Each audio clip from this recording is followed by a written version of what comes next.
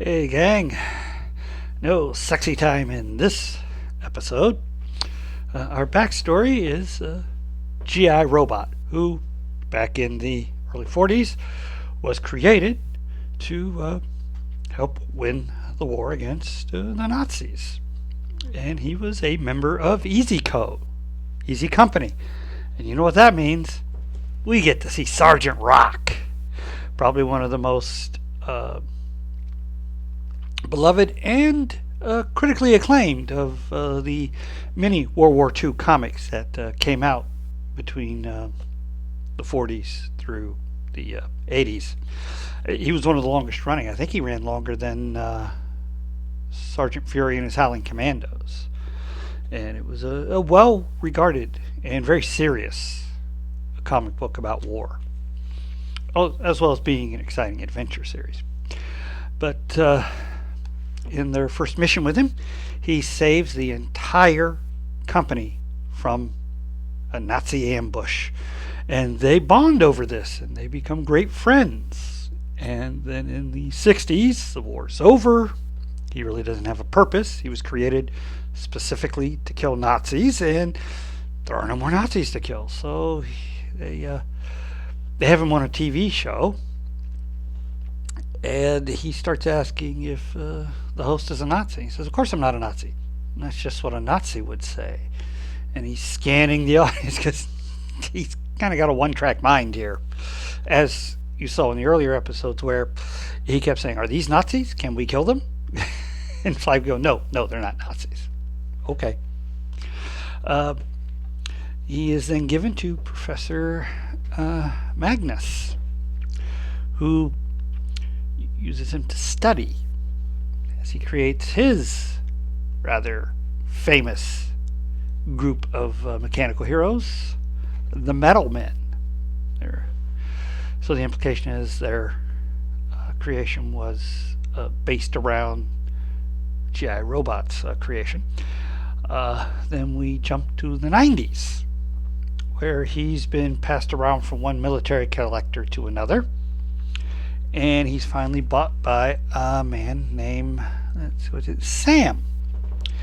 And G.I. Robot's pretty happy. Sam treats him as a friend, and he kind of bonds with the man's cats and him, and then he takes him to a meeting of his militia. And when they unfurl the swastika, G.I. Robot just goes, "Oh boy," and then slaughters the entire room, everybody, which gets him arrested.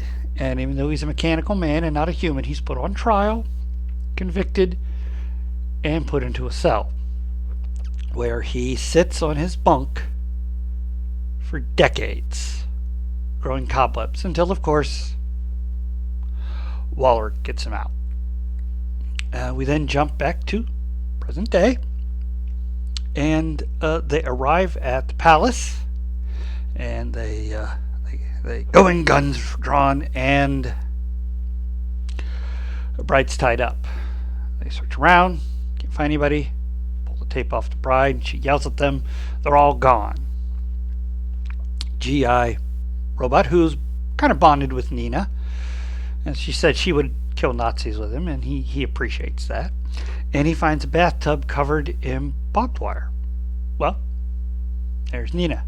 I don't think the barbed wire would have been necessary. She can't breathe outside of water.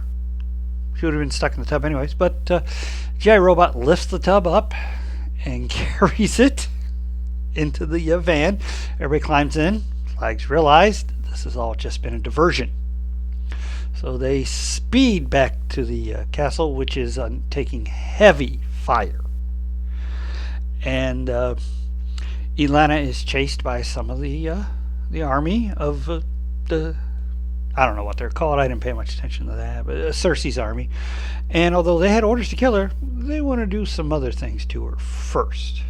So she's kind of fighting them off, kills a few, and running. And then the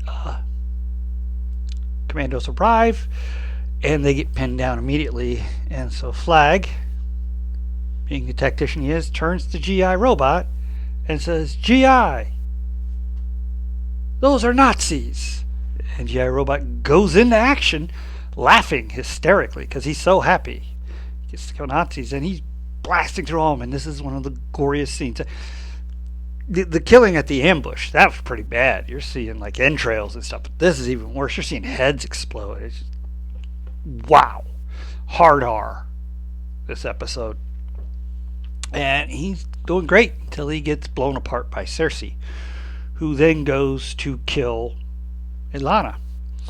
And she tosses her in a room for a bit, but before she can actually go in for the killing strike, the weasel attacks her, knocks her out a window, and then the weasel just starts tearing into her, tearing pieces out of her. And then Phosphorus steps in and starts burning her until she can't fight.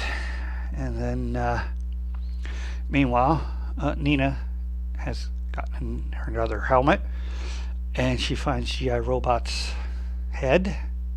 And before he runs out of energy and becomes deactivated, they say a tearful goodbye.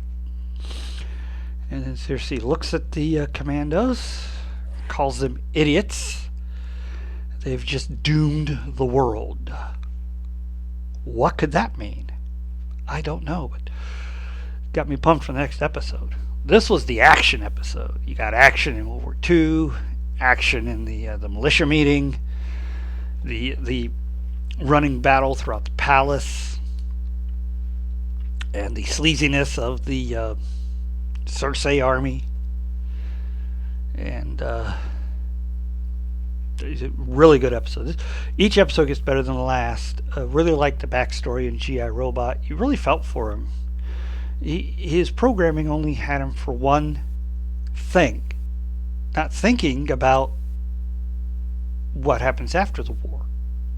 And they just kind of discard him.